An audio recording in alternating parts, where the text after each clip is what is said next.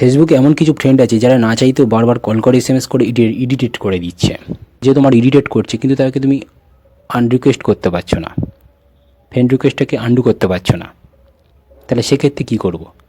এই ইরিটেটকে এড়ানোর জন্য তুমি তোমার হোয়াটসঅ্যাপের মধ্যে ফেসবুকে সেই ফ্রেন্ডটাকে ব্লক করতেও পারো। ঠিক শুনছো, তুমি সেটাকে ব্লক করতে পারো।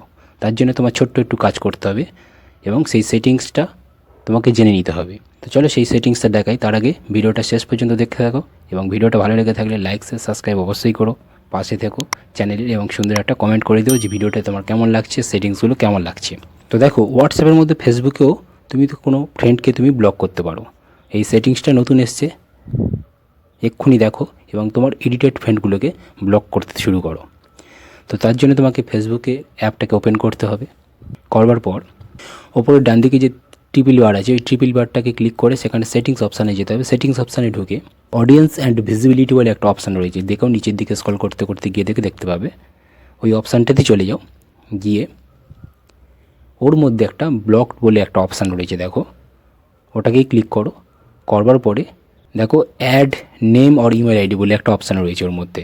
ওখানে গিয়ে তুমি যে নামের ফ্রেন্ডটাকে ব্লক করতে চাইছো তাকে তুমি নামটা অ্যাড করো বা তার ইমেল আইডিটা অ্যাড করে ডান করে দাও। দিলেই সঙ্গে সঙ্গে সেই নামের ফ্রেন্ডটা তোমার আইডি থেকে ব্লক হয়ে যাবে। সে তোমার কোনো রকম এসএমএস হোয়াটসঅ্যাপ দিয়ে বিরক্ত করতে পারবে না বা তোমাকে নতুন করে ফ্রেন্ড রিকোয়েস্ট পাঠাতে পারবে না, চিরতরের জন্য ব্লক হয়ে যাবে।